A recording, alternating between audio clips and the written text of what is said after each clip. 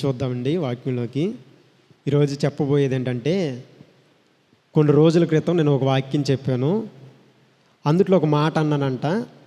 ఏంటంటే, దేవుడు గొర్రెలను మేకలను వేరు చేస్తాడని నేను వాక్యం చెబుతున్నప్పుడు ఒక మాట నేను అన్నానంట. అయితే మన ఊర్లో ఒక పెద్ద ఆయన అడిగాడు, ఎలాగ వేరు చేస్తాడు నాన్న చెప్పు నాన్న, ఇప్పుడు 3 వారాల నుంచి చూస్తున్నాను, నువ్వు ఆ వాక్యం చెప్తావేమో చూస్తున్నాను, ఈ వారం అన్న చెప్పని పోయిన వారం రిక్వెస్ట్ చేశాడు. దాన్ని బట్టి మనం చూద్దాం, దేవుడు గొర్రెలని ఎలా వేరు చేస్తాడో, మేకల్ని ఎలాగ వేరు చేస్తాడో పరిశుద్ధ గ్రంథం బైబిల్లోంచి మనం చూద్దాం. అసలు దేవుడు ఎందుకు వేరు చేస్తాడంటే, ఉదాహరణకి మనం ఒక కోడి కొనుక్కున్నాం అనుకోండి, అది గుడ్డి పెడతాదని చూస్తాం. మనం ఒక చెట్టు వేసుకున్నాం అనుకోండి, దాని నుండి మనకు ఫలాలు వస్తాయని చూస్తాం. లేదు మనం ఒక గేదెను కానీ ఆవును కానీ కొనుక్కున్నాం అనుకో, దాని నుండి పాలు వస్తాయని మనం కోరుకుంటాం. అంటే మనము కొన్న దానిని లేదంటే మనం పెంచుతున్న దానిని ప్రతి దాని నుండి కూడా మనం ఒకటి ఆశిస్తున్నాం, దాని నుంచి ఒక మేలు పొందుతున్నాం. ఒక మేలు నువ్వు నేను ఇంత మేలు మనం పెంచుతున్న దాని నుంచి ఒక మేలు పొందాలని ఆశపడుతున్నామే. మరి సర్వ సృష్టిని చేసి తన పిల్లలుగా ఉండాలని నిన్ను నన్ను చేసి నీ నుండి దేవుడు ఒకటి ఆశిస్తున్నాడు. కానీ నువ్వు దాన్ని తప్పిపోయి తొలగబోయి ఈ ప్రకృతిని తేరగా అనుభవిస్తే దేవుడు చూస్తూ ఊరుకుంటాడనుకుంటున్నారా? అస్సలు కానే కాదు. ఎందుకంటే మనం ఒక దాన్ని పెంచుకుంటేనే అనుకుంటాం దాని నుంచి మనం ఏదో ఒకటి ఆశించాలని. అది ఒకవేళ మనకి ఇవ్వదని తెలిసింది, ఒకవేళ చెట్టు వేసినప్పుడు అది కాయదని మనకు తెలిసింది, అది గొడ్డు మోసి చెట్టు అనుకో, దాన్ని మనం ఏం చేస్తాం? నరికేస్తాం. ఎందుకు? అది మనకు పనికి రాదని. మరి దేవుడు కూడా సర్వ సృష్టిని చేసి పంచభూతాలను చేసి అందులో నీ మానవుడు మనుగడకి కావలసిన వసతులు అన్నీ కల్పించి నువ్వు దేవుడి పనిని దేవుడి ఉద్దేశాన్ని నెరవేరుస్తావేమో అని చిన్న ఆశతో దేవుడు నిన్ను నన్ను సృష్టిస్తే ఇంకా లోకంలో తిరుగుతూ ఉంటే దేవుడు చూస్తూ ఊరుకుంటాడా? అందుకని అన్న రోజు దేవుడు ఒక రోజు వస్తున్నాడు, వచ్చినప్పుడు ఆయన గొర్రెలని మేకల్ని వేరు చేస్తాడు. యెషయా గ్రంథంలో అలాగే అదే మాట్లాడతాడు. ఏమని? ఆకాశమా ఆలకించుము, భూమి చెవియొగ్గు. ఎందుకు ఆకాశం ఆలకించాలి? ఎందుకంటే ఆకాశం ప్రతీది మనం చేస్తున్న క్రియలన్నీ చూస్తుంది. అందుకని ఆకాశంతో మాట్లాడుతున్నాడు. భూమి ఎందుకు చెవియొగ్గమన్నాడు? ఇదిగో నీ నేల సారములో నుంచి అనేక ఫలములను పండించి వాళ్ళ కడుపులు నింపుతున్నావు, కానీ వాళ్ళు నా మీద వ్యతిరేకమైపోతున్నారు. కానీ భూమి చెవియొగ్గ. అందుకని యెషయా గ్రంథంలో ఆకాశం ఆలకించము, భూమి చెవియొగ్గు. ఇదిగో నేను పిల్లలను పెంచి గొప్పవాడిగా చేశాను, నా మీద వారు తిరుగుబడి ఉన్నారు. అందుకని అన్నాడు. నేను ఆ రోజు మాట్లాడుతూ దేవుడు గొర్రెలని మేకల్ని ఖచ్చితంగా ఒకరోజు వేరు చేస్తాడని చెప్పి ఒకసారి చూద్దామా? ఎలాగ చేస్తాడో, ఎలా ఏరతాడో. ఒకవేళ నువ్వు విశ్వాసి అనుకుంటున్నావేమో, నువ్వు అనుకుంటే సరిపోదంట, దేవుడు అనుకోవాలి. నువ్వు విశ్వాసకు తగిన క్రియలు, విశ్వాసకు తగిన బ్రతుకులు మన బతుకుల్లో ఉన్నాయో లేదో మనం అనుకుంటే సరిపోదు. లేదు మనం 5 అధ్యాయాలు చదివేస్తున్నాం, 10 అధ్యాయాలు చదివేస్తున్నాం, అది కాదు. దేవుని నీ నుండి నిష్కలంకమైన హృదయాన్ని కోరుతున్నాడో.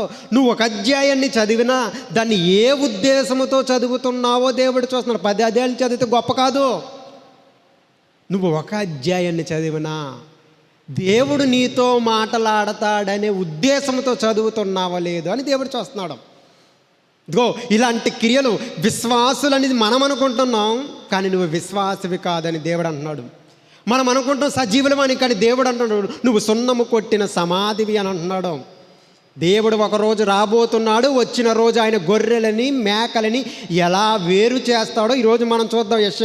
కీర్తనల గ్రంథము 50వ అధ్యాయము, కీర్తనల గ్రంథము 50వ అధ్యాయము 3వ వచనం. అందరికీ స్పష్టంగా ఉందిగా వాయిస్?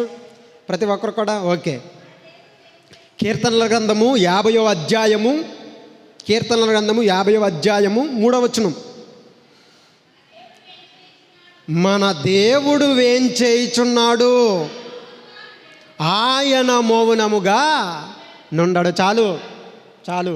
మన దేవుడు వచ్చేస్తున్నాడు. ఏం చేస్తున్నాడంటే వచ్చేస్తున్నాడు. వస్తే ఆయన మౌనముగా ఉండడు. ఆయన మౌనంగా ఉండడంట. మౌనంగా ఉండకపోతే ఎందుకు వస్తున్నాడు ఆయన ఇంతకీ అని అంటే, కీర్తనల గ్రంథము 96వ కీర్తన ఆయన ఎందుకు వస్తున్నాడు చెబుతున్నాడు ఇక్కడ. 96వ కీర్తన 13వ వచనం. ఎందుకంట భూజనులకు తీర్పు తీర్చుటకై యెహోవా వచ్చేస్తున్నాడు. ఏం చేస్తున్నాడంటే వచ్చేస్తున్నాడు. ఎందుకు? న్యాయమును బట్టి, లోకమునకు తన విశ్వసత్యతను బట్టి జనములకు ఆయన తీర్పు తీర్చడానికి వస్తున్నాడు. న్యాయమును బట్టి తీర్పు తీరుస్తాడంట. తన విశ్వాస సత్యతను బట్టి తీర్పు తీరుస్తాడంట. అంటే ఆ రోజు మోకాన్ని చూసి తీర్పు తీర్చడంటే మోకాలు అసలు చూడడు. న్యాయమా కాదని చూస్తాడు. ఈ లోకములో మనుషులు తీర్పులు ఎలాగ తీరుస్తాడంటే, ఒకవేళ ఆడు గొప్పోడైతే ఆడికి పక్కన ఎక్కువ మాట్లాడతారు. ఒకవేళ ఆడు ఉన్నతమైన స్థాయిలో ఉంటే ఆడి పక్షాన్ని అందరూ చేరిపోతారు. కానీ దేవుడు ఒకరోజు తీర్పు తీరుస్తున్నాడు. ఆ తీర్పులో దేవుడు న్యాయమును బట్టి తీర్పు తీరుస్తాడంట. ఆ రోజు రూబేను కూడా వాక్యం చెప్పాడుగా, వీడికి మనోడిని పక్క సైడ్ చేయాలని చూడ్డం. ఆ రోజు వీడు భూమి మీద నా సేవ చేశాడు కదా అని నన్ను సైడ్ చేయడానికి చూడ్డం. న్యాయవంతంగా వీడు దేవుని ఎదుట యథార్థముగా నడిచాడా లేదా అని దేవుడు చూస్తాడు. అలాగ చూసి దేవుడు ప్రతి ఒక్కరికి కూడా న్యాయం తీరుస్తాడు. ఆ రోజు జడ్జిమెంట్లో ఎలా ఉంటుందంటే, కీర్తనల గ్రంథంలో చూడండి ఒకసారి, ఎంత స్ట్రిక్ట్గా ఉంటుంది ఆ రోజు జడ్జిమెంట్. ఎలా జరుగుతుందో చూడు. ఆ రోజు మోసాలు ఉండవు, మాయలు ఉండవు, ఏమీ ఉండవు. ఆ రోజు రహస్యమైనది బయటికి తెచ్చేస్తాడు, వెలుగులోకి తెచ్చేస్తాడు. ఇప్పుడు 10 మంది చూస్తామని కప్పేసుకుంటాం. కానీ ఆ రోజు అందరూ కొన్ని కోట్ల మంది చూస్తుండగా నీ బతుకును నా బతుకును ఆ రోజు బయటపడిపోద్ది. ఆ రోజు నీ స్థాయి ఏంటో నా స్థాయి ఏంటో, ఆ రోజు నీ విశ్వాసం ఏంటో నా విశ్వాసం ఏంటో ఆ రోజు తెలిసిపోద్ది. ఏ రోజు? ఆ రోజు ఎలా ఉంటుందంటే జడ్జిమెంట్లో ఆ న్యాయ సభ ఇదే అనుకోండి. ఈ న్యాయ సభలో దేవుడు ఇలాగ ఇక్కడ ఉన్నాడు అనుకోండి, పలానా ఆయన అక్కడ వచ్చి నుంచున్నాడు అనుకోండి. ఎలా చెబుతాడంటే ఆ రోజు ముక్కు చూసి మాట్లాడడు, మనిషిని చూసి మాట్లాడు. దేవుడు ఎలా మాట్లాడదంటే, కీర్తనల గ్రంథము 1వ అధ్యాయం 5వ వచనంలో మాట్లాడుతున్నాడు. కీర్తనల గ్రంథము 1వ అధ్యాయం 5వ వచనం. కాబట్టి న్యాయ విమర్శలో దుష్టులను, నీతిమంతుల సభలో పాపులను నిలవరు. దేవుడు చెప్పేస్తున్నాడు ఇక్కడ.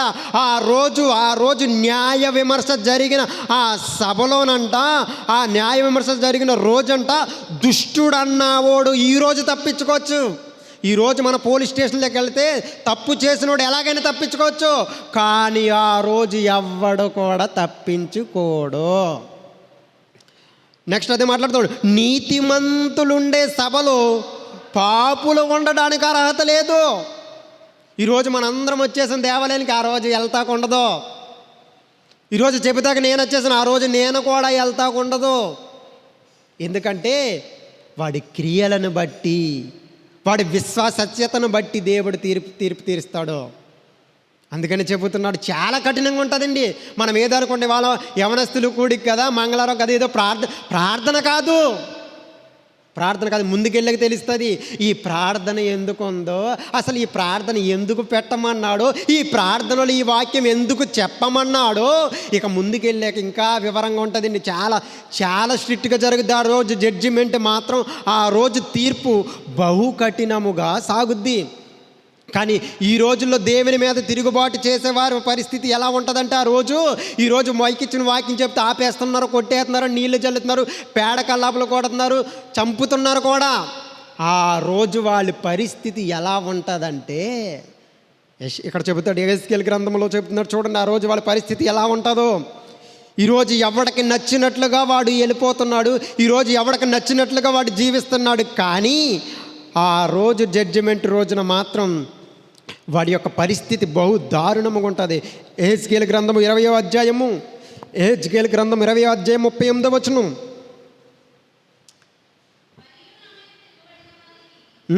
మరియు నా మీద తిరగబడిన వారిని దూషణ చేయు వారిని దోషము చేయు వారిని మీలో ఉండకుండా ప్రత్యేకిస్తాడంట.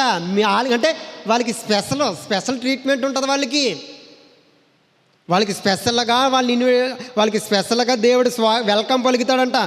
మరియు నా మీద తిరుగుబడు వారిని, దోషము చేయు వారిని మీలో ఉండకుండా ప్రత్యేకిస్తాను. తాము కాపురమున్న దేశములో నుండి వారిని రప్పించెదను గాని నేనే యెహోవానని మీరు తెలుసుకొనున్నట్లు వారు పరలోకములోనికి ప్రవేశించరు. చెప్పేశాడు ఖండితంగా. ఈరోజు ఎవడబడితే వాడు ఆపేస్తున్నాడు. ఈరోజు ఎలా పడితే అలా మాట్లాడుతున్నాడు దేవుడి గురించి. చాలా దారుణాతి దారుణంగా మన దేవుడి గురించి మాట్లాడుతున్నారు. పోనీ నిజం మాట్లాడితే పరలా ఒప్పుకుంటాం. మన దేవుళ్ళు తప్పు ఉంటే మాట్లాడితే పరలా ఒప్పుకుంటాం, యాక్సెప్ట్ చేస్తాం. మన దేవుళ్ళలో కూడా తప్పు ఉందని, తప్పు లేకపోయినా సరే తప్పుడు వ్యవహారాలన్నీ వ్యవహరిస్తూ తప్పుడుగా దేవుని మీద లేనిపోని నిందలు పలుకుతున్నారు చాలామంది. అలాంటి వారి గురించి ఏం చెబుతున్నాడంటే వాడికి ప్రత్యేకమైన క్రమశిక్షణ దేవుడు అక్కడ నేర్పుతాడంట. ఎప్పుడు అంటే త్వరలో. ఎప్పుడంటే నేడో రేపో అన్నట్టుగా ఉంది ఆయన రాకడా. ఇది త్వరలో మనం అందరం చూస్తాం. ఇది త్వరలో మనం అందరం చూడబోతున్నాం. ఆ రోజు ఎవ్వరు కూడా తప్పించుకోలేరు. ఎందుకు తప్పించుకోలేరు అని అంటే మత్తయి సువార్తలో ఒక మాట ఉంటుంది అక్కడ. ఆ రోజు ఎవ్వడు కూడా తప్పించుకోలేడు. ఎందుకంటే మత్తయి సువార్త 3వ అధ్యాయం 12వ వచనం. మత్తయి సువార్త 3వ అధ్యాయం 12వ వచనం. ఎందుకు ఆ రోజు ఎవడు కూడా ఆయన తప్పించుకోడంటే ఆయన చేట ఆయన చేతిలో ఉన్నది. ఆయన తన కళ్ళమును మామూలుగా కాదా, బాగుగా శుభ్రం చేసి గోధుమలను పొట్టులో పోసి ఆరని అగ్నితో కాల్చేస్తాడంట. పొట్టిని కాల్చేస్తాడంట. ఎందుకు తప్పించుకోలేరంటే ఆయన చేట ఆయన చేతిలో ఉంది. మనం అప్పుడప్పుడు భీము విసురుతూ ఉంటాం కదా, భీము ఎగరేస్తూ ఉంటాం. ఎందుకు భీము చేటలు ఎందుకు వేసుకుంటాం? అందుట్లో పనికి రాని పురుగులు ఉన్నాయి, ఏరేయాలి. ఎందుకు చేటలు వేసుకుంటాం? అందుట్లో పనికి రాని రాళ్ళు ఉన్నాయి, ఏరేయాలి. ఎందుకు చేటలు వేసుకుంటే పనికి రాని పొట్టు ఉంది. అది మనం తిన్నప్పుడు అన్నంలో కనపడదు, చాలా చిరాకుగా ఉంటుంది.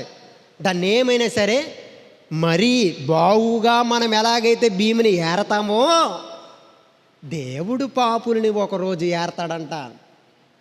దేవుడు పాపులను బాగుగా ఆయన చేట ఆయన చేతిలో ఉంది. మన చేతిలో మన చేట ఉంటే ఎంత నీట్గా భీమేరతామో ఆ రోజు ప్రతి ఒక్కడు కూడా ఆయన చేతిలో పడతాడు. అప్పుడు ప్రతి ఒక్కడికి కూడా ఆయన వల్ల కలగవలసిన మెప్పు ఖచ్చితంగా కలుగుతుంది. అదే మాట్లాడుతున్నా. ఆయన చేట ఆయన చేతిలో ఉన్నది. ఆయన కళ్ళమును బాగుగా శుభ్రము చేసి గోధుమలో పొట్టులో పోసి ఆరని అగ్నితో కాల్చేస్తాం. మనం ఏం చేస్తాం? మనం ఇలాగా దాన్ని ఎగరేసి పొట్టు పక్కకు వస్తే పక్కన పోగు చేసి వదిలేస్తాం. కానీ దేవుడు అలా ఊరుకోడంట. మనం ఏం చేస్తాం? చేటని ఇలాగ ఎగరేస్తామని పురుగులు ఉంటే ఆ పక్కకు ఆడేసి తుడేసి ఎత్తేసి పడేస్తాం. కానీ అలా తుడిసి ఎత్తేసి పడాడంట. మరి ఏం చేస్తాడు? ఆరని అగ్నితో కాల్చేస్తాడంట. ఆరని అగ్నితో కాల్చేస్తాడు. ఎందుకు ప్రభు ఆరని అగ్నితో కాలుస్తున్నావు? అప్పుడు అంటాడు, అరే నువ్వు ఆ రోజు కోడి గుడ్డు పెట్టట్లేదని దాన్ని చంపేసావు కదా, ఒరే ఆ రోజు నువ్వు చెట్టు ఫలం ఇచ్చట్లేదని నరికేసావు కదా, ఆ రోజు నువ్వు ఆవు నీకు పాలు ఇవ్వట్లేదని వేరేవాడి కషాయ వాడికి అమ్మేసావు కదా, ఎందుకు అమ్మేసావురా నిన్ను అడుగుతాడు. ఎందుకు బ్రావు అది ఉన్నా ఒకటే దండగా, దానికి గడ్డి తినడం తప్ప దేనికి పనికిరాదు అని అన్నాడు అని మనం చెప్తాం. అందుకే అమ్మేశాను ప్రభు అంటాడు. అప్పుడు ప్రభు ఏం చెబుతాడంటే నీకు ఎలాగైతే అది పనికిరాదో నాకు కూడా ఇది పనికిరాదు, అందుకనే దాన్ని పడేసేస్తున్నాను అంటాడు. మరి మనమైతే పడేసేస్తున్నాం. కానీ దేవుడు అంట ఆరని అగ్నితో కాల్చేస్తాడు. ఎందుకు ఆరాయన అగ్ని కాల్స్తుందంటే వాడికి మరలా తప్పు చేయాలంటే, మరలా వాడు దేవునికి వ్యతిరేకంగా మాట్లాడాలంటే వాడికి వణుకు పుట్టాలి. ఈ జీవితం తర్వాత మరో జీవితం ఉంది. ఆ జీవితము నిత్యత్వంలోకి వెళ్ళిపోయే జీవితం. ఒకవేళ నువ్వు ఆ పొట్టి లేక ఆరని అగ్నిలోకి దేవుని చేత గెంటబడ్డావో, ఇక నిన్న ఆ అగ్నిగుండంలో నుంచి ఎవ్వడు కూడా తప్పించలేడు. ఈరోజు ప్రార్థనకి అనౌన్స్మెంట్ చేసినప్పుడు రాకుండా మానేస్తాం, చాలా తేలిక. కానీ ఆ రోజు దేవుని చేతిలో పడటం బహుభయంకరం. ఆ రోజు నిన్ను ఎవ్వడు కూడా తప్పించలేడు. ఆ రోజు ఎవడ కూడా నిన్ను తప్పించలేడు. నువ్వేదనుకున్నావు, ప్రార్థనే కదా, యవనస్తులు కొడుకే కదా, 3-4 వెళ్తే సరిపోద్దని నువ్వు అనుకున్నావేమో. అబ్బెబ్బే, అదేమి కాదు.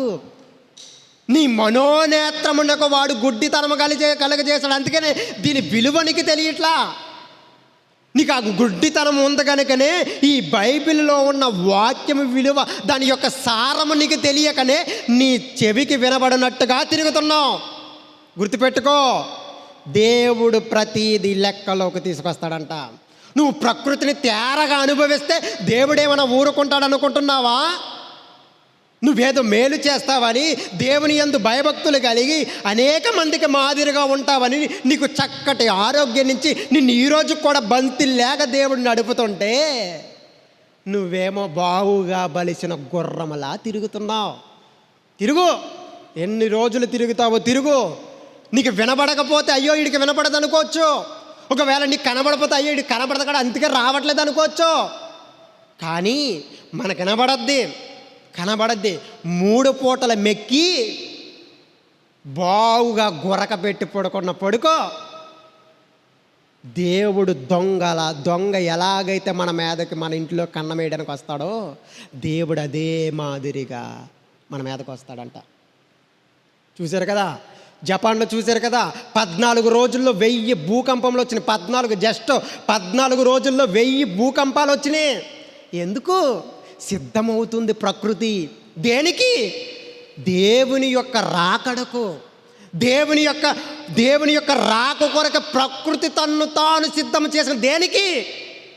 కాలిపోవడానికి. పంచభూతాల మెక్కటమైన వేండ్రముతో లయమైపోతాయి. ఇలా లయమైపోతాయి. అప్పుడు దేవుడు ఏం చేస్తాడో తెలుసా? గొర్రెలని మేకలని వేరు చేస్తాడు. అక్కడతో ఆగడు. ఇదంతా ఎందుకు చేస్తున్నాడో తెలుసా?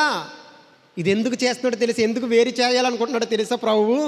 యోహాను సువార్త ఎందుకు వేరు చేయాలనుకుంటున్నాడో తెలుసా ప్రభువు? యోహాను సువార్త 10వ అధ్యాయము. యోహాను సువార్త 10వ అధ్యాయం 14వ వచనం. నేను గొర్రెలకు మంచి కాపరి. అవసరమత్త తన గొర్రెల కొరకు ఆ రోజు ప్రాణాన్నైనా పెడతాడు. ఆల్రెడీ పెట్టాడు. ఆ గొర్రెల కొరకు దేవుడు వచ్చాడు, వాటి కొరకు ప్రాణం పెట్టాడు. మరలా వాటిని తీసుకెళ్ళడానికి మరలా 2వసారి రాబోతున్నాడు.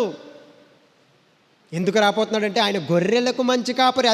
అదే యోహాను సువార్తలో 27వ వచనం చదవమ్మా. 10వ అధ్యాయం 27వ వచనం. నా గొర్రెలు నా స్వరము వినును, నేను వాటిని ఎరుగుదును, అవి నన్ను వెంబడించును. అదే మాట్లాడితే ఇక్కడ నా గొర్రెలు నా స్వరము వినును. ఈరోజు వాక్యం వినబడుతుంది. ఈరోజు సందకాడ 6ంటికి ఈరోజు యవనస్తులు కూడికని వినబడ్డదే ప్రతి ఒక్కరికి. కానీ తన గొర్రెలు మాత్రమే వింటాయి. తన గొర్రెలు అంటే తన స్వరం వింటాయి. చాలామంది ఎందుకు రాలేదు తెలుసా? బహుశా అవి ఆయన గొర్రెలు కాదేమో. అదేంటి మరి ఆ పిల్ల బాప్తిసం తీసుకుంది కదా, అదేంటి ఆదివారం ఆమె రిఫరెన్స్లు ఇస్తుంది కదా, అదేంటి ఆవిడ ప్రతి వారం ప్రార్థన 10 మందిలో నిలబడి ఆ 10 మందిలో ఫస్ట్ మైకి ఈవిడ ఇచ్చుకునే పాడదు కదా, ఆవిడ కూడా ఆయన గొర్రె కాదా? కాదు. ఒకవేళ నువ్వు దేవుని బిడ్డవైతే, వాక్యము చేత నువ్వు నిజంగా పొడవబడుతున్న వాడివైతే, వాక్యం వినబడుతున్నప్పుడు నువ్వు ఇంటికాడ కుదిరిని కూర్చోలేవు. పరుగులెడతావు దేవుడి సన్నిధికి. దావీదు దేవుని మందిరికి ఎప్పుడు వెళదామా అని ఆయన ఎలాగైతే ఆశపడ్డాడో, నీ హృదయం కూడా అలాగ ఆశపడద్దే. మరి నీ హృదయం ఆదివారమే ఆశపడుతుందంటే బహుశా నువ్వేమన్నా మేకల మందలో ఉన్నావేమో. దేవుడు అదే అన్నాడు, గొర్రెలని మేకలని వేరు చేస్తానన్నాడు.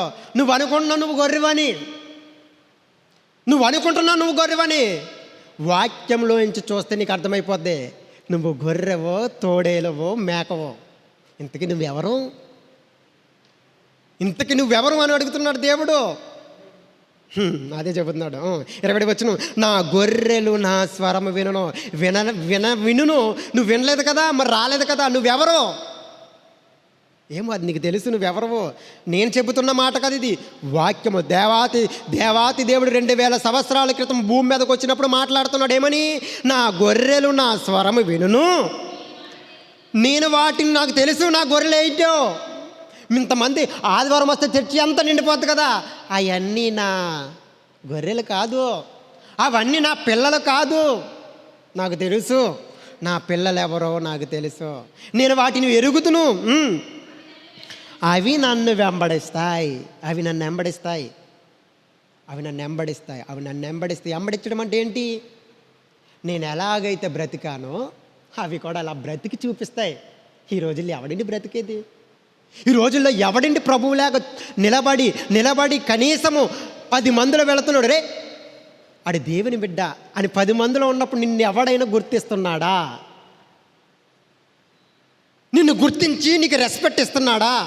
రెస్పెక్ట్ ఇవ్వాలని కాదు నా ఉద్దేశం. అంటే నువ్వు ప్రత్యేకమైన గొర్రెలా కనపడుతున్నావా, మందలో మేకలాగా మేస్తూ కలిసిపోయావా? ఎవడ లేకున్నావు. ఒకవేళ నిన్ను ప్రత్యేకంగా 10 మందిలో ఉన్నప్పుడు కూడా చూస్తున్నారనుకో, శబాష్, నువ్వు గొర్రెవే, నువ్వు దేవుని బిడ్డవే. చాలామంది గొర్రెలు అని ఏడిపిస్తారు. అవును, మేము గొర్రెలమే. నువ్వెవరవో తెలుసా? మేకవి. ఆ మేకని ఒకరోజు వేరు చేస్తాడంట, దానిని ప్రత్యేకమైన ట్రీట్మెంట్ దేవుడు ఇస్తాడు. నువ్వేం సిగ్గుపడకు. నువ్వు గొర్రెవన్నప్పుడు నిన్ను ఎవరు ఏమని గుర్తిస్తున్నారు తెలుసా? నువ్వు దేవుని పిల్లవంటున్నారు. ఎవరు? అన్యులు. నువ్వు నడిస్తే ఇలాగ మాదిరిగా బైబిల్ ఇచ్చి వెళ్ళిపోతున్న వాళ్ళకి ఇలాగ మెల్లగా, అప్పుడేమో గొర్రెబిడ్డ వస్తున్నాడు అని అన్నాడు, శబాస్, ప్రభుకు వందనాలు చెప్పు. ఎందుకంటే నువ్వు దేవుని కుమారుడు అంటున్నారా. నరమానవులు, నరమాంస భక్షకులు ఈ నరులు అన్నారు, అరే దేవుని పిల్లోడు వెళ్తున్నాడు నువ్వు అనుకుంటే నువ్వేం చిన్నగా తీసుకోక గొర్రెవంటే. దేవుని పిల్లోడని నరమానవులు చెబుతున్నారు అక్కడ చెబుతున్నారు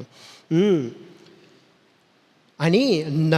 అవి నన్ను వెంబడిస్తాయి. ఒకవేళ నువ్వు దేవుని బిడ్డవైతే అవి నిన్ను వెంబడిస్తాయి. చూద్దాం, ఇది ఆయన వచ్చినప్పుడు జడ్జిమెంట్లో జరుగుద్ది. కానీ పౌలు గారు ఇంకా ఒక అడుగు ముందేసి మాట్లాడుతున్నాడండి.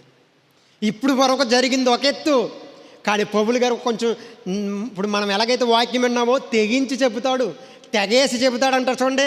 ఎవడేమనుకున్న ఫీల్ అవడైనా, ఎవడేదో బాధపడతాడని ఆయన ఏం అభ్యంతరపడ్డో, ఎవడు ఏమనుకున్నా, ఎవడు ఎలా ఫీల్ అయినా వాక్యము చెప్పాల్సింది చెప్పాలంతే అంటూ పౌలు గారు ఒక అడుగు ముందేసి మాట్లాడుతున్న మాట ఏంటంటే, అపోస్తుల కార్యములు 17వ అధ్యాయము, 17వ అధ్యాయము 30వ వచనం చెబుతున్నాడు.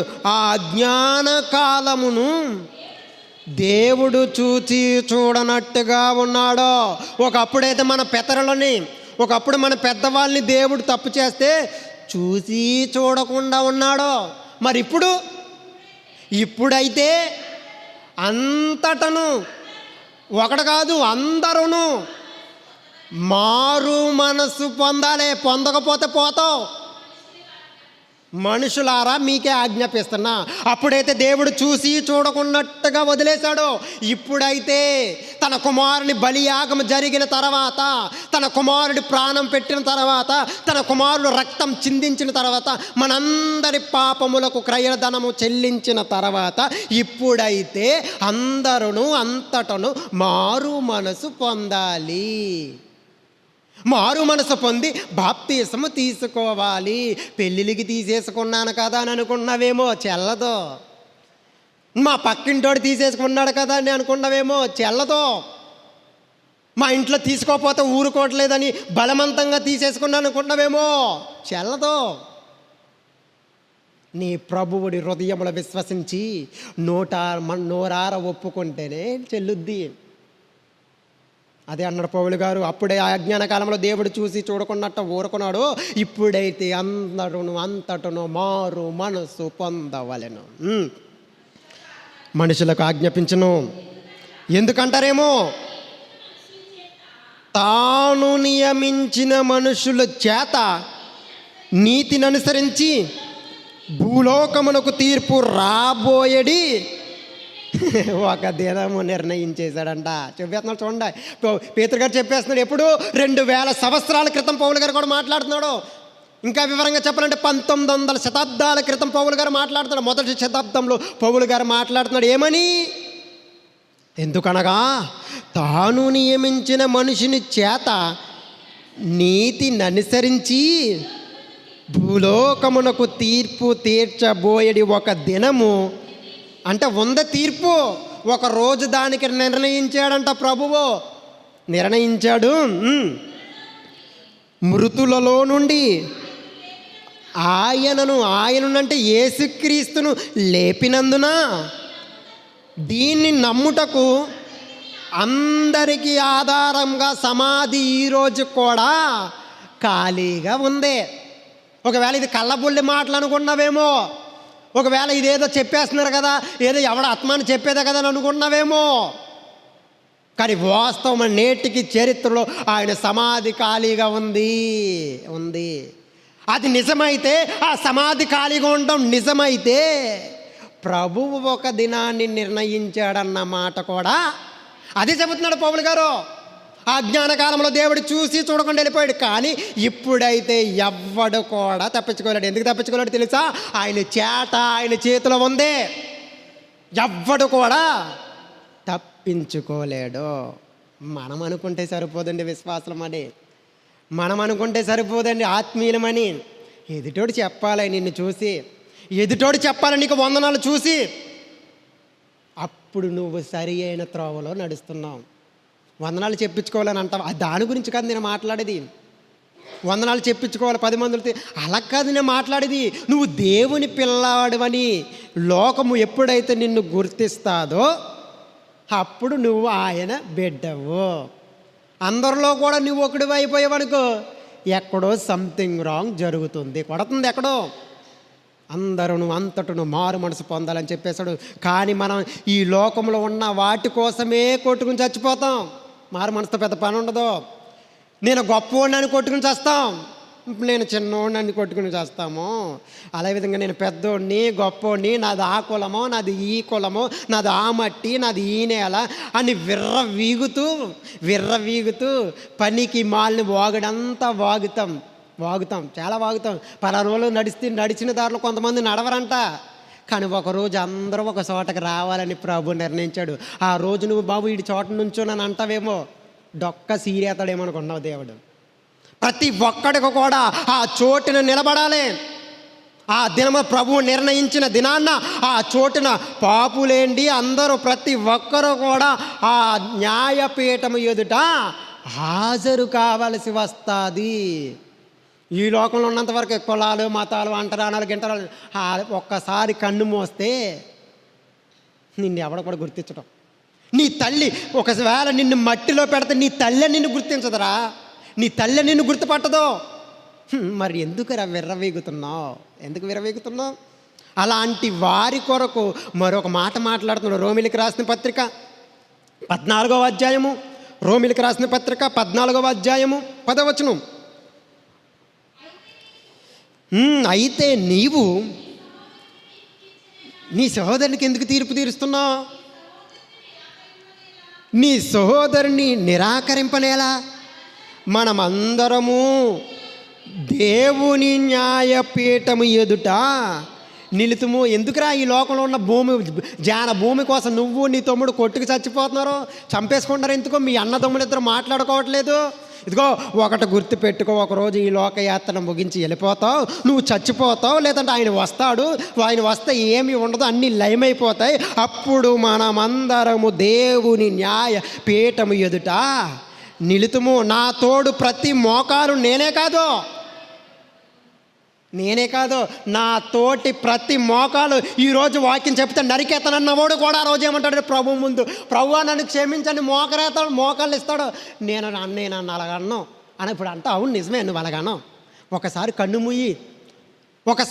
మూయి, ధనవంతుడు కన్ను మూసాడు. కన్ను మూయక ముందు చాలా విరవీగాడు. ఎవడికి భయపడలా, ఎవడికి జడవల ధనవంతుడు. కన్ను మూసే కాడికి చరిత్ర మొత్తం అర్థమైపోయింది జీవితం.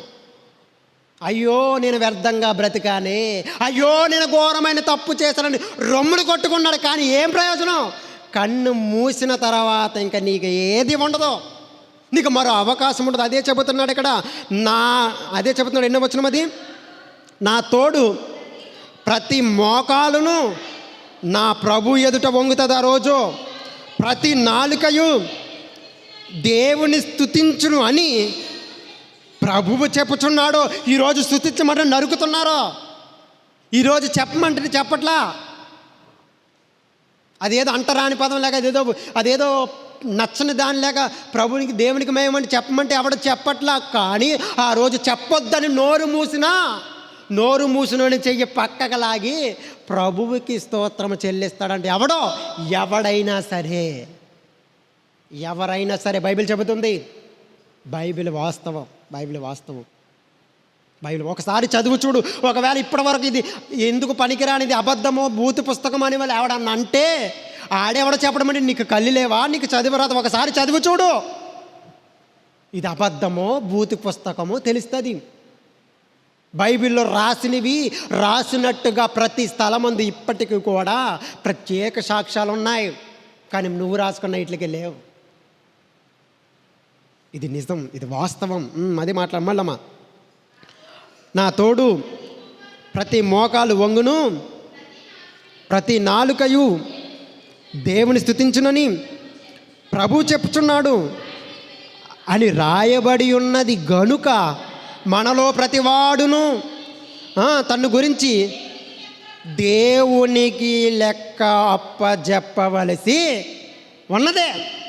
మన గురించి ప్రతి ఒక్కడు కూడా నా గురించి నేను లెక్క అప్పచెప్పాలి ప్రభుకి. ఎందుకు? తేరగా తినేసాను. ఏంటి? కోడి, చికెను, మటను, కూరగాయలు ప్రతిదీ తేరగా తిని డొక్కలు నిండేదాకా తిని దేవుని పని అనేసరికి గురక పెట్టి పడుకున్నాను. దేవుని ప్రకృతిని, దేవుని యొక్క సృష్టిని తేరగా అనుభవించావే, దేవుడి పని ఏం చేసావు అని ప్రభు అడుగుతాడు. ఆ రోజు ఖచ్చితంగా నువ్వు నేను కూడా లెక్క చెప్పగలిసిన వారమై ఉన్నాము. మరలా ఇక్కడ కొరింథీలో మాట్లాడుతున్న చూడండి. మొదటి కొరింథీలకు రాసిన పత్రిక, మరొక మాట మాట్లాడుతున్న మొదటి కొరింథీలకు రాసిన పత్రిక 4వ అధ్యాయం 5వ వచనం. కాబట్టి సమయం రాకమునుపు, అనగా ప్రభు రాకముందే, ప్రభు వచ్చే వరకు దేవుని గూర్చి తీర్పు తీర్చకుడి. ఆయన అంధకారమందలి రహస్యములను వెలుగులోనికి తెస్తాడు. హృదయంలో ఉన్న ఆలోచన కూడా బయలుపరుస్తాడు. ప్రతి వానికి తగిన మెప్పు దేవుని వలనే కలుగుద్ది. అప్పటి వరకు మౌనంగా ఉండండి, అని చెబుతున్నాడు ఇక్కడ. ప్రతి వాడికి కూడా ఒకవేళ నువ్వు హృదయంలో వేరే ఆలోచనలు ఇస్తున్నావేమో, ఆ రోజు దేవుడు వెలుగులోకి తీసుకొస్తాడంట. నువ్వు ఇప్పుడు చీకట్లో నడుస్తున్నావేమో రాత్రిపూట, ఆ రోజు దేవుడు వెలుగులోకి తీసుకొస్తాడు. నీ భార్యకు తెలియకుండా వేరే వ్యవహారం నడుపుతున్నావేమో, కానీ ఆ రోజు అందరూ చూస్తుండగా నా వ్యవహారాలు బయట పెడతాడు. ఒకవేళ నీ భర్త కళ్ళు కప్పుతున్నావేమో, నీ దేవుడు ఆ రోజు దేవుడు నీ భర్త ముందు కాదు, ప్రతి ఒక్కరి ముందు నీ బతుకుని చిట్టా బయటికి తీస్తాడు. ప్రతి ఒక్కడికి కూడా ఆ రోజు దేవుని వల్ల మెప్పు కలుగుద్ది, నాకు కలుగుద్ది, ఆ రోజు మీకు కూడా కలుగుద్ది. అదే చెబుతున్నాడు. యోహాను గారైతే ఇంకా పేతురు గారైతే ఒక అడుగేశారు, యోహాను గారైతే ఇంకో 2 అడుగులు ముందుకేసి ఏం మాట్లాడుతున్నాడో తెలుసా? తీర్పును గురించి, ఈ గొర్రెలను మేకలను వేరుపరిచే దాని గురించి యోహాను గారు, అంటే యేసుక్రీస్తు శిష్యుడైన యోహాను గారు, పద్మాసు దీపంలో ఉన్న యోహాను గారు మాట్లాడుతున్న మాట. ప్రకటన గ్రంథము 20వ అధ్యాయము, ప్రకటన గ్రంథము 20వ అధ్యాయం ముగించుకుందాం. ప్రకటన గ్రంథము 20వ అధ్యాయము 12వ వచనం. ఇప్పుడు చూడండి, ప్రభువు రాకడ జరిగినప్పుడు మరియు గొప్పవారేమి కొద్దివారేమి మృతులైన వారందరూ ఆ సింహాసనముని ఎదుట నిలబడి ఉండుట చూచి తిని. ఎవరు నిలబడ్డారంట? గొప్పోడని ఉండదు, అలాగని చిన్నోడని ఉండదు, పెద్ద ధనవంతుడని ఉండదు, భేదని ఉండదు, ధనికని ఉండదు, దరిద్రుడని ఉండదు, భేదని ఉండదు. అసలు తారతమ్య భేదాలు ఏమీ ఉండవు. యోహాను గారు చెబుతున్నారు, మరియు గొప్పవారేమి కొద్దివారేమి చచ్చిపోయిన ప్రతి ఒక్కరు కూడా దేవుని యొక్క సింహాసనం ఎదుట నిలవబడి ఉండుట నేను చూచి తిని. అప్పుడు ఏంటి అంట? గ్రంథములు విప్పబడెను. గ్రంథములు ఒకటి కాదంట, చాలా గ్రంథములు విప్పబడెను.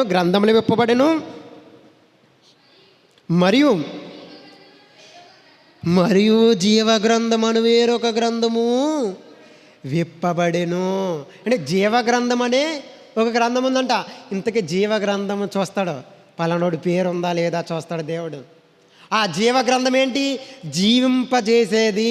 అందుట్లో నీ పేరు నా పేరు ఉంటే ధన్యులమే. మరొక మాట మాట్లాడుతున్నాడు, వేరొక గ్రంథము కూడా ఏంటంటే జీవగ్రంథము ఇప్పుతాడంట, వేరొక గ్రంథము కూడా ఏంటి 2 గ్రంథాలు ఇప్పుతానన్నాడు. ఏంటి 2 గ్రంథాలు ఎందుకు? జీవగ్రంథం ఇప్పితే సరిపోద్ది కదా. అవును, జీవగ్రంథం ఇప్పితే సరిపోద్ది. మరి నీ బతుకేంటి, నా బతుకేంటి తెలియాలంటే వేరొక గ్రంథం కూడా ఇప్పాలి. ఏంటి ఆ గ్రంథం? పెద్ద టైటిల్ అట్లా రాతాంగా మనము. ఆ టైటిల్తో రాతాడు దేవుడు కూడా ప్రతి ఒక్కడికి పేరు. ఇది నీ పేరు మీద ఒక టైటిల్ ఆడుతూ ఉంటుంది, రూబేను అని. పలానా ఊరు రూబేను. తీయండి బుక్ తీస్తాడో. తీసినప్పుడు వీడు ప్రభువు కొరకు ఏమైనా త్యాగము చేశాడా, వీడు ప్రభువు పని కొరకు ఏమైనా ఖర్చు చేశాడా, వీడు నా స్వార్థ నిమిత్తము ఎంత లెక్క పరిగెట్టాడో, ఏమైనా పరిగెట్టాడా లేదా. వేరొక గ్రంథంలో ఉంటుంది అంతా. వీడు ఇంచుమించు 26 సంవత్సరాలు బ్రతికాడు. వచ్చి నెలకల్లా చచ్చిపోతాను అనుకోండి. ఈ 26 సంవత్సరంలో రూబేలు కూడా బతికాడు. ఇప్పుడు 7వ నెల చచ్చిపోయాడు అనుకో. ఈడు ఏమైనా నా మహిమకరంగా ఏమైనా బ్రతికాడా లేదా ఒకసారి చూడండి బుక్ అని. ఇలా గ్రంథాలు దేవదూతలు తిరగేతా ఉంటాయి. ఏది కనపడదండి, ఒక్కటి కూడా కనపడదు. ఎందుకు తెలుసా? ఏది చేసినా సరే మనం అసూయ బుద్ధితోనే చేస్తాం. ఏది చేసినా సరే దేవునికి హృదయపూర్వకంగా చేయము. మనం ఏ కాணிక ఇచ్చినా సరే దేవునికి హృదయపూర్వకంగా కాணிకలిమ్మో, లెక్కలేసి మరీ ఇస్తాం. జీవగ్రంథమును తిరుగుబడును, వేరొక గ్రంథము. ఎక్కడ తిరిగాడు ఈ 26 సంవత్సరాలు? వీడు ఎక్కడ తిరిగాడు అని అంటే ప్రపంచ పటాలు ఉన్నాయి. ఎక్కడ? బైబిల్ గ్రంథములు వెనకాల. పౌలు గారి ప్రయాణం, ఆయన ఎక్కడికి వెళ్ళాడు, ప్రయాణం వేశాడు. నాకు ఒక గ్రంథం ఉంచుడు, వేరొక గ్రంథం అని రూబేను ఉన్న పేరు మీద ఉంచుడు. నా మ్యాప్ కూడా ఉంది. నా మ్యాప్ కూడా దేవుడు గీశాడు, ఎక్కడెక్కడ తిరిగాడో. దేవుని కొరకు ఎన్ని కిలోమీటర్లు రాత్రుల మాటలు పరిగెత్తుకుని వెళ్ళాడు. దేవుని కొరకు, దేవుని పని నిమిత్తం, దేవుని స్వార్థ వినటానికి లేదంటే చెప్పడానికి ఎంత లెక్క వీడు పరిగెత్తుకెళ్ళాడో అన్న లెక్కలు కూడా వేస్తాడు. మనం పక్కూర్లో నందమేడిపాళ్ళ మీటింగ్లు ఆడితే వెళ్ళం. మనం దొంగ మీటింగ్లకి వెళ్ళపోయిన పర్లా, పనికిరాని వెళ్ళపోయిన పర్లా. పనికిరాని అంటే నీకు మన వాక్యం చదివితే నువ్వు చదివన్నాడు. అందుకని బెరయ పట్టణస్థులు ఏం చేస్తున్నారంటే ప్రతి దినమంట చెప్పిన సంగతులు అలాగ ఉన్నాయా లేవా, నువ్వు అలాగ చూస్తే నువ్వు పరిగెత్తుకుని వెళతావు. నువ్వు అలా చూస్తే అక్కడ వాక్యం చెబుతప్పుడు ఇది వాక్యానుసారమైనదా కాదని చెబుతావు. కానీ మనం ఇలాగ మాట్లాడితే చాలామందికి భయమండి. ఇలా మాట్లాడితే దేనికి భయపడుతున్నావు? ఎవడన్నా నిన్ను వచ్చి అడిగితే రిఫరెన్స్ చూపించు, మరి ఇది ఇలాగ ఉంది ఏం చేయమని నోరు మూసుకుని వెళ్ళిపోతాడు ఎవడైనా సరే. ఈ లోకంలో మనుషులకి భయపడుతున్నాము కానీ మనము దేవునికి భయపడట్లా. దేవుడికి భయపడో, ఉన్నతమైన స్థితిలోకి దేవుడు నిన్ను తీసుకెళ్తాడు. ఇంకా మాట్లాడుతున్నాడు, దేవుడు గొర్రెల మేకల్ని ఎలా ఏర్పరుస్తాడంటే మాట్లాడుతున్నాడు, ఆ గ్రంథములు యందు రాయబడిన వాటిని బట్టి తన క్రియల చెప్పున మృతులు తీర్పు పొందిరి, సముద్రము తనలో ఆ గ్రంథంలో ఏవైతే రాయబడ్డా దాని చొప్పున ప్రతి ఒక్కడికి తీర్పు వచ్చేస్తుంది. నెక్స్ట్, సముద్రము తనలో ఉన్న మృతులను అప్పగించను. తనలో మృతులు ఎందుకుంటారండి? తనలో మృతులు ఎందుకుంటారు? ఈ మధ్య సోషల్ మీడియాలో ఒకడు వేటకెళ్ళినట్టు నలుగురు జాలర్లో, అందులో ఒకడిని చేప లాక్కెళ్ళిపోయింది. ఆడెక్కడున్నాడో? సముద్రంలో ఉంది ఆడి దేహం. సముద్రంలో నేలను అంటుకొని ఉంది వాడి దేహం. దేవుడు వచ్చినప్పుడంట ఆ వేటగాడిని కూడా సముద్రం అంట దేవుడికి అప్పచెప్తుంది అంట, ఇదిగో ప్రభా, నాలో ఉన్న తనలో ఉన్న మృతులను, సముద్రం యొక్క గర్భంలో కొన్ని వేల మంది టైటానిక్ షిప్ మునిగిపోయి చచ్చిపోయారు. అనేక షిప్పులు మునిగి చచ్చిపోయారు. వాతావరణము అనుకూలంగా లేనప్పుడు చచ్చిపోయారు. వాళ్ళందరూ కూడా సముద్ర గర్భంలో ఉన్నారు. ఆ సముద్రం అంట ఆ ప్రభువు వచ్చినప్పుడు అంట తనలో ఉన్న మృతులను అప్పగిస్తుంది. అదే చెబుతున్నాడు అక్కడ. మరణమును పాతాళ లోకమును వాటి వశమునున్న మృతులను అప్పగించును. వారిలో ప్రతి వాడు తన క్రియల చొప్పున తీర్పు పొందును. అంటే సముద్రంలో మునిగిపోయి చచ్చిపోయినా అక్కడ తావలేదంటే బ్రతుకు అక్కడ తావలా, మరలా వాడికి తీర్పు ఉంది. ఆ తీర్పులో జడ్జిమెంట్, చివరి జడ్జిమెంట్ ఇది, చివరి తీర్పు ఇది. చివరి తీర్పు వచ్చేస్తుంది. మరణము, మృతులు, లోకము అక్కడ మాట్లాడుతున్నాడు. వారిలో ప్రతివాడు తన క్రియలు చెప్పున తీర్పు పొందును. మరణమును, మృతుల లోకమును అగ్నిగుండములో పడవేయబడును. ఈ అగ్నిగుండము రెండవ మరణము. ఇంత వాక్యం చెబుతున్నాం కదండి, ఇంత వాక్యం వినబడుతుంది కదండి. మన కళ్ళు ఉన్నాకండి, వాక్యం చదువుతున్నాం కదండి. మనకు చెవులు ఉన్నాయి కదా, వాక్యం వింటున్నాం కదా. వినినను గ్రహించకపోతే, చూచినను కానకపోతే నీకు నాకు చివరి జడ్జిమెంట్లు ఇదే తీర్పు వస్తుంది. మరణము, మృతుల లోకము అగ్నిగుండములో పడవేస్తాడు దేవుడు. ఈ అగ్నిగుండము ఏంటి? మన చచ్చిపోయాడు, చెరువులో పడిపోయి ఒక యువకుడు చచ్చిపోయాడు. అది మరణము కాదా? అది కాదు అసలైన మరణము. రెండవ మరణం ఒకటి ఉంది, అది శాశ్వతమైన మరణం. యేసు ప్రభువు భూమి మీద వచ్చినప్పుడు చనిపోయాడు. ఆయన సిలువ మీద తిరిగి లేచాడు కదా, అది కాదు మరణం. పాతాళం ఆయన దాచిపెట్టి ఉంచలేకపోయింది, గనికనే తిరిగి లేచాడు. సమాధి నేటికి కలిగింది. ఇప్పటికీ కూడా ఆయన సజీవంగా ఉన్నాడు. ఎక్కడా? పరలోకంలో. మనము కూడా ఇప్పుడు చచ్చిపోయామా? మరలా ఒకరోజు ఆయన శబ్దం విన్నప్పుడు ప్రతి ఒక్క సమాధి తెరబడద్ది. సముద్రము తనలో ఉన్న మృతులను అప్పగిచ్చేస్తుంది. నదులలో కలిపేసాము కదా బూడిద, ఆ బూడిద కూడా అప్పగిచ్చేస్తుంది నదులు. ఆ రోజు జడ్జిమెంట్ జరుగుద్ది. ఆ జడ్జిమెంట్లో దేవుడికి న్యాయముగా యథార్థంగా బ్రతకపోతే నిన్ను నన్ను అగ్నిగుండంలో పడేస్తాడు. ఇది ఎన్నో మరణం? ఇది శాశ్వతమైన మరణం, రెండవ మరణం. ఇది మరల జన పునరుద్ధానాలు ఏముండవు. యుగ యుగాలు అక్కడ కాలిపోవటమే. ఎవని పేరైనను చెబుతున్నాడు, చూడండి గట్టిగా చెబుతున్నాడు, ఎవరి పేరైనను జీవగ్రంథమందు రాయబడినట్టు కనబడని ఎడలా వాడు అగ్నిగుండములో తేల్చేశాడు. ఇంకా గొర్రెల్ని మేకలు ఎలా వేరు చేస్తాడంటే ఇదే. జీవగ్రంథంలో ఒకవేళ నీ పేరు లేకపోతే అగ్నిగుండంలోకి వెళ్ళిపోతావు. ఇంతకీ నీ పేరు నా పేరు జీవగ్రంథంలో ఉందంటావా? నీకు తెలిసి ఉందా లేదో? నేను అడిగిన క్వశ్చన్ ఏంటంటే, జీవగ్రంథంలో నీ పేరు ఉందంటావా లేదా? అది నీ ఒక్కడికి తెలిసి ఇంకెవ్వడికి కూడా తెలియదు. ఎందుకు తెలుసా? నువ్వు ఎలాగ దేవుని ఎదుట బతుకుతున్నావు అది నీకే తెలుసు. మనం ఎలాగ దేవుడితో సహవాసం కలిగి ఉన్నాం అది మనకు తెలుసు. ప్రార్థన చేసినంత మాత్రం నేను గొప్పవాడిని కాదు, మంచోడిని కాదు.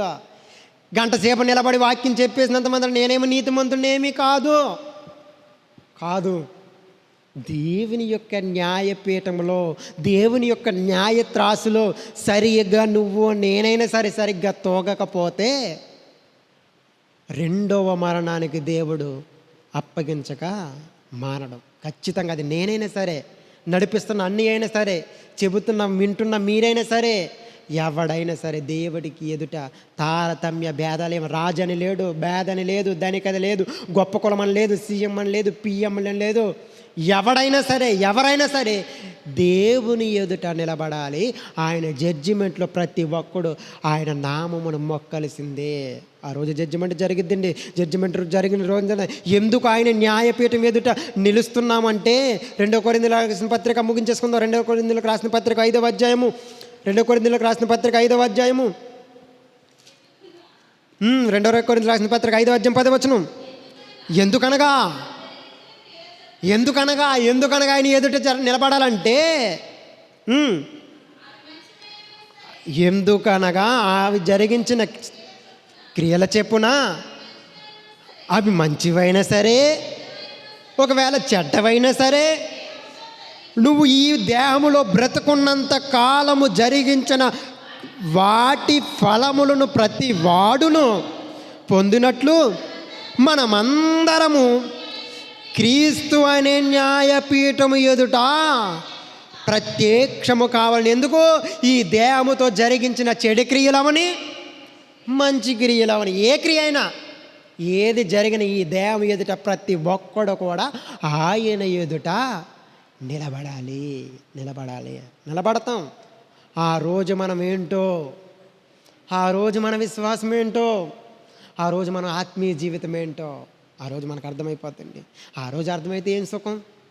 భూమి మీదే మనకంటూ ఒక స్థిరమైన దృఢ నమ్మకం కలగాలి. భూమి మీదే ప్రభు వస్తే నేను కూడా ఎత్తబడతానన్న నమ్మకము మనలో ఉండాలి. ఆ రోజు తెలిస్తే ఏంటి సుఖము? ఆ రోజు తెలిస్తే ఎలాగుంటుందో తెలుసా?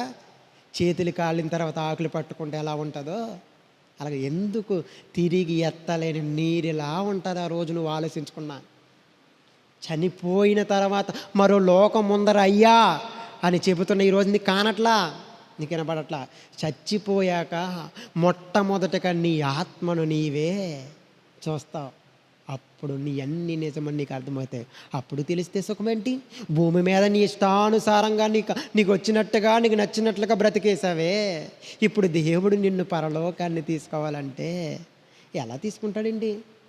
చాలామంది తాగి చచ్చిపోతే ఏమనేస్తారు? బ్యానర్లో మేమే వేస్తాం, అన్ని వాళ్ళు మేమే వేస్తాం. ఎందుకు? పరలోక పిలుపు.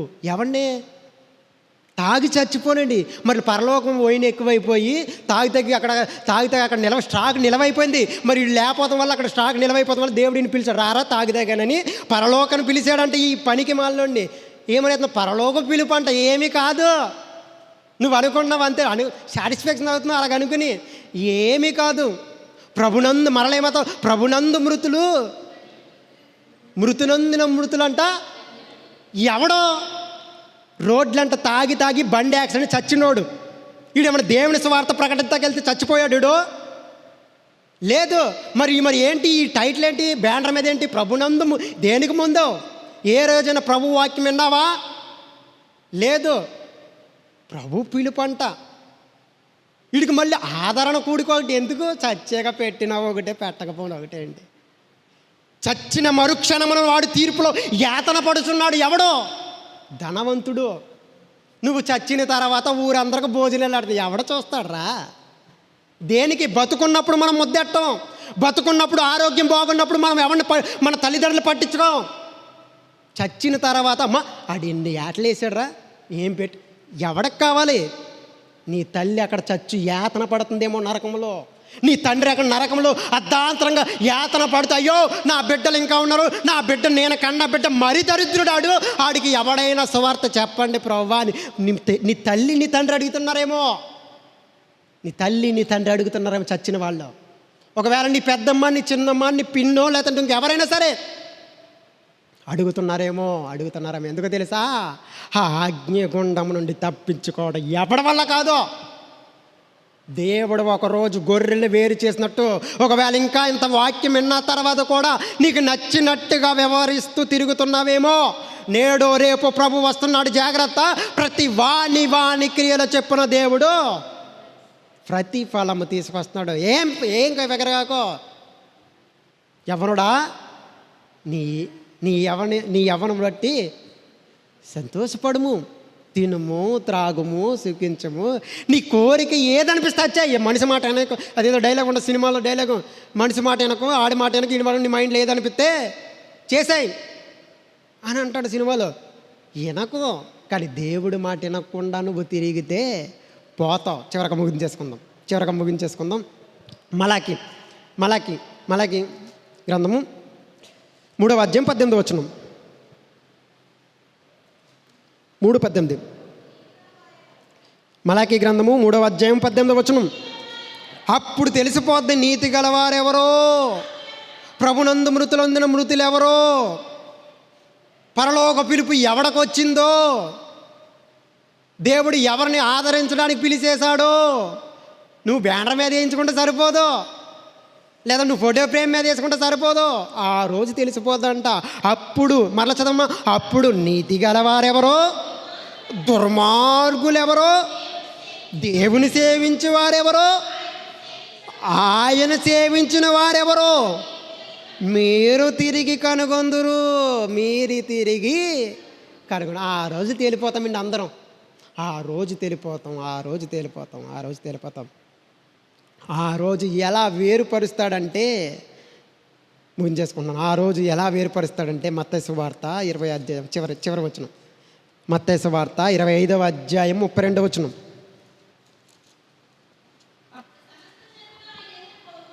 అప్పుడు సమస్త జనులు ఆ ఎదుట పోగు చేయబడుదురు.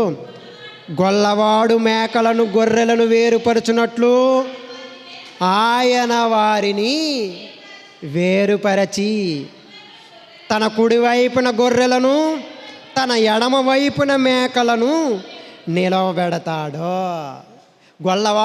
గొల్లవాడు గొర్రెలు మేకలు కలిసిపోతే ఎలాగైతే గొర్రెలు పక్కకి మేక పక్కకి ఎలాగైతే పంపిస్తాడో, దేవుడు ఆ రోజు గొర్రెల్ని అంటే దేవుని పిల్లల్ని దేవుని వైపునకు, దేవుని పిల్లలు కాని మేకలను మరోవైపునకు నడిపిస్తాడు. ఆ రోజు నెత్తి నోరు కొట్టుకున్న ఎవడు కూడా నిన్ను ఆ శిక్ష నుండి తప్పించలేడు. బ్రతుకున్నప్పుడే ఏదైనా చేయాలనుకుంటే చేయండి. ఇంకెన్నో రోజులు లేదండి. ఎన్నో రోజులు లేదనేది నీకు నాకు కాదు, ఈ లోకమునకు. సృష్టి మిగుల ఆశతో ఎదురు చూస్తుందంట. దేని కొరకు? దేవుని ప్రత్యక్షత కొరకు. ఆయన వస్తే ఏమవుతుంది? లయమైపోవడానికి సృష్టి మిగిలి ఆశపడి ఎదురు చూస్తుంది. అరే నీకు ఆశ లేదేంట్రా? ప్రభువు నీ కొరకు తన ప్రాణాన్ని ఇచ్చాడు. ప్రభువు నీ కొరకు తన రక్తాన్ని కార్చాడు. నీ స్థానాన్ని ఆయన తీసుకున్నాడు, ఆయన స్థానాన్ని నీకు ఇచ్చాడు. నీ ముఖం మీద ఉమ్ములు వేయాలి, కానీ ఆయన ఉమ్ములు వేయించుకున్నాడు. నీ చెంప మీద కొట్టాలి, కానీ ఆయన చెంపల మీద కొట్టించుకున్నాడు. నీ వీపు దున్నాలి, కానీ ఆయన వీపును నాగలి వాడు దున్నినట్లు దున్నేశారు. అయినా నీకు కానట్లేదా? ఒకవేళ నువ్వు నమ్మవేమని చెప్పేసి పరిశుద్ధ గ్రంథాన్ని ఇచ్చాడు చదువుతావేమని చదవా? పోనీ ఇవి చదవట్లేదని చెప్పేసి ఇప్పుడు యెరూషలేములో ఉన్న ఈ వీడియోలు, ప్రత్యక్షతమైన వీడియోలు ఇప్పుడు వస్తున్నాయి. అవన్నా చూస్తావు, ఇది నిజమేని కనుగొంటావేమనంటే అవి కూడా చూసి కూడా నువ్వు కానకపోతే అయ్యో నిన్ను ఎవడు తప్పించగలడు రా శిక్ష నుంచి? నిన్నెవడు ప్రభు యొక్క రాజ్యంలోకి తీసుకెళ్ళడు? జాగ్రత్త. ఒకవేళ నువ్వు గొర్రెగా ఉన్నావో, ఒకవేళ మేకల లేదా ఒకవేళ తోడేలుల మందలో తిరిగేస్తున్నావేమో జాగ్రత్త. దేవుడు త్వరలో గొర్రెలని మేకలని వేరుపరుస్తున్నాడు. ఆ రోజు నెత్తు నోరు కొట్టుకుని ఎందుకు ఉపయోగం ఉండదండి. ఒకవేళ బ్రతికున్నప్పుడు, ఒకవేళ ఇప్పటి వరకు నువ్వు లోకంలో బ్రతుకుతున్నావేమో, ఇంత వాక్యం విన్న తర్వాత రేపటి నుంచైనా నీ జీవితాన్ని నూతనంగా కొనసాగించు. ఇది హెచ్చరిక. ఇది ప్రతి ఒక్కరికి, ఇది నాకు నీకు వింటున్న మైక్ శబ్దం ద్వారా వింటున్న ప్రతి ఒక్కరు, బయట ఉన్న వారికి, అదేవిధంగా వీడియోలో కూడా వింటున్న వారికి ప్రతి ఒక్కడికి దేవుడి హెచ్చరిక పంపిస్తున్నాడు. వింటావో లేదంటే ఇంకా లోకంలో చిందులేస్తావో నీ ఇష్టం. దేవుడి కొద్ది మాటలు మన వెనుకల్లో దీవించునుగాక. ఆమెన్. చిన్న ప్రార్థన. ప్రేమగల తండ్రి, కృపగల దేవ, ఎన్నో విలువైన సంగతులు ప్రభువా, ఎన్నో రహస్యమైన సంగతులు, ఎన్నో గూఢార్థమైన సంగతులు మీరు మాకు తెలియజేసిన విధానాన్ని బట్టి నీకు వందనములు ప్రభువా. దేవా, మా పరిస్థితి, మా స్థితిగతులు ఏంటో నీ వచ్చినప్పుడు మేమేమైపోతామో, గొర్రెలని మేకలని ఏ విధముగా వేరుపరుస్తావో నీ వాక్యముల ద్వారా మేము తెలుసుకున్నాం ప్రభువా. గొర్రెలంటే ప్రభువా నీ వాక్య ప్రకారంగా నడిచిన వారు ప్రభువా. మేకలంటే ప్రభువా నీ వాక్యానికి వ్యతిరేకంగా నీ వాక్యం వినకుండా పెడచెవిని పెడుతున్న వారిని నువ్వే విధముగా వేరుపరుస్తావో ప్రభువా. చేట నీ చేతిలో ఉందని వాక్యం సెలవిస్తుంది ప్రభువా. ఒకవేళ ఇంకా నేను మందలో కలిసిపోయిన వాడి వలే అటు గొర్రెను ఇటు మేకనో ఏదో నాకే తెలియకుండా బ్రతుకుతున్నానేమో ప్రభువా. అయితే నన్ను క్షమించి ప్రభువా, నా బుద్ధిని మార్చండి ప్రభువా, నా ఆలోచనను మార్చండి తండ్రి, నా స్థితిగతులను మార్చండి ప్రభువా. దేవా నీ రాకడ వరకు ప్రభువా, మా పోకడ వరకు మా బ్రతుకును సరిచేసుకునే వారిగా ఉండటానికి, నీ వాక్యము నిత్యము మాతో ఉండటానికి మీ ఆత్మ సహాయంతో మమ్మల్ని ముందుకు నడిపిస్తారని కోరుతూ సమస్త మహిమ ఘనత ప్రభావాలు మీకు ఆరోపిస్తాం. క్రీస్తు ఉన్నతమైన నామంలో ప్రార్థన సమర్పిస్తున్నాం మా కన్న తండ్రి. Amen, amen, amen.